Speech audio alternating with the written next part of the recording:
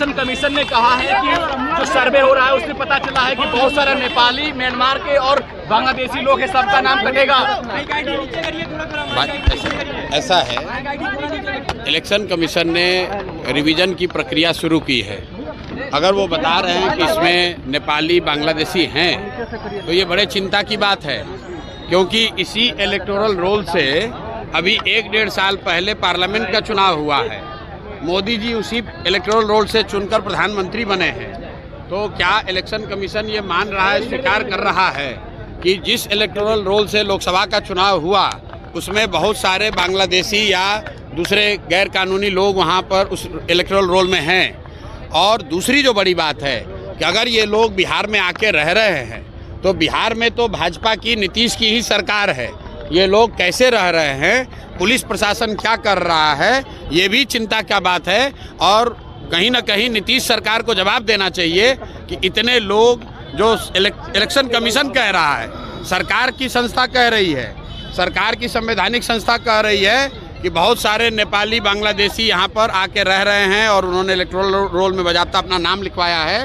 तो नीतीश सरकार को जवाब देना चाहिए कि ऐसे लोगों को बिहार में आकर रहने का, यहाँ की सुविधाओं का फ़ायदा उठाने का, यहाँ वोट देने का अधिकार उनकी सरकार के रहते कैसे संभव हो पाया है।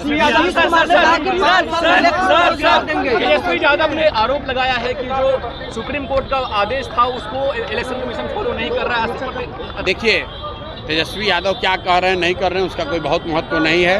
महत्व इस बात का है कि इलेक्शन कमीशन अगर इलेक्शन लिस्ट को, इलेक्टोरल रूल को, लिस्ट को ठीक कर रहा है तो इनकी ये जिम्मेवारी है कि हर वो नागरिक जो 18 साल से ज़्यादा उम्र का है और उसके पास वोट देने की योग्यता है, उसको वोट देने का अधिकार मिलना चाहिए, उसका नाम नहीं काटा जाना चाहिए। तेजस्वी यादव क्या कह रहे हैं, प्रशांत किशोर क्या कह रहे हैं, इसका महत्व नहीं है। महत्व इस बात का है कि जो भी वोट देने की योग्यता रखता है उसको वोट देने का अधिकार होना चाहिए, उसको वोट देने का मौका मिलना चाहिए।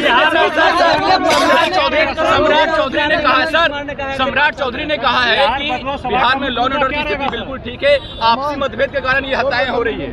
सम्राट चौधरी, लॉ एंड ऑर्डर पर सम्राट चौधरी का बोलना ऐसे ही है जैसे मैं क्वांटम फिजिक्स पे अगर कुछ बोलने लगूं।